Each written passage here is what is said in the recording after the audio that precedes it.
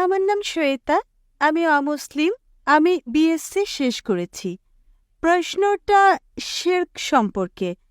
যদি একজন ধর্মান্তরিত বোনকে তার অমুসলিম পরিবার প্রেশার দেয় প্রথমে হিন্দু আনুষ্ঠানিকতা সম্পন্ন করতে তার বিয়ের ক্ষেত্রে এবং তারপর ইসলামিকভাবে বিয়ে করতে, তাহলে এটা বৈধ হবে? আর এটা কি শিরক হিসাবে গণ্য করা হবে? বোন প্রশ্ন করেছেন, যদি একজন মুসলিমকে বিয়ের সময় তার পরিবার জোর করে যে বিয়ের সময় প্রথমে হিন্দু ধর্ম অনুযায়ী বিয়ে হবে এবং পরে নিকাহ করা হবে, এর অনুমতি আছে কি না?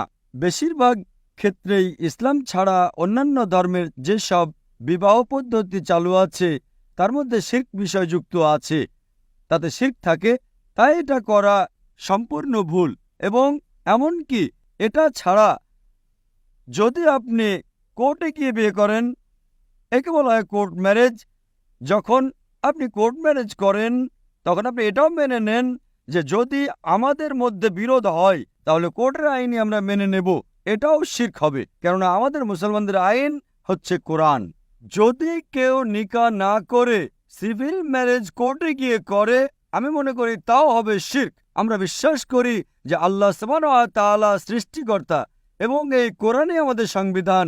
যখন আমরা কোর্ট ম্যারেজ করি তখন আমরা মেনে নেই যে কোর্টের আইনই আমাদের জন্য প্রযোজ্য হবে, সেটাও হবে শিরক।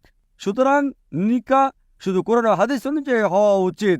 যদি অন্য কোনো ধর্মের যে বিয়ে যাতে শিরকযুক্ত বিষয় আছে, অথবা অন্য কোনো দেশ যারা বলে যে এটাই সর্বোচ্চ আইন অর্থাৎ তা কোরআনের ঊর্ধ্বে, তাহলে সেটাও হবে শিরক এবং এটা করা ভুল। আশা করি উত্তরটা পেয়েছেন।